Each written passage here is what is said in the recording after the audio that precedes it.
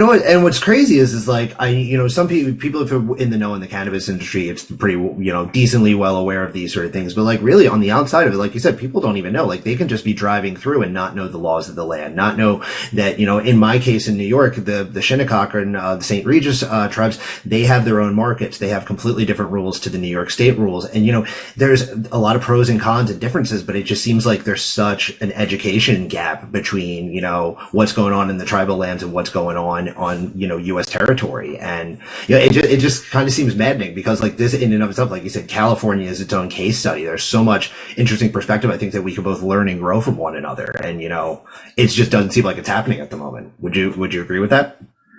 I would agree with that. And a big part of that is many of the tribes are moving kind of stealthy. They don't want to put their business out on the streets. I mean, look what happened to Flandreau Sandy Sioux tribe when they showcased what they were going to do.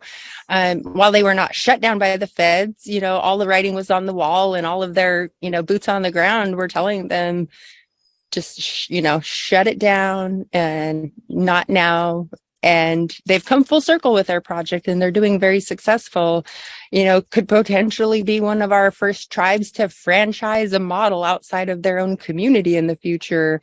May already be doing it, so there's really interesting things that are happening. But again, with so many tribes, keeping up with it, I think, is also difficult when there's some of the consultants that are working with them are not necessarily executing the tribal delivery really with a nuanced brand. They're just trying to help them get a retail storefront, not necessarily thinking, tribe, you could own cultivation in this region. You can create, some, and then also for me, I really want to see more tribes stay in the lane of medical. I mean, we're going to have the future for the next 20 years is going to be saturated with federal appropriations for efficacy and research for cannabis around all of these health disparities that our communities suffer from disproportionately. So why not make those connections now?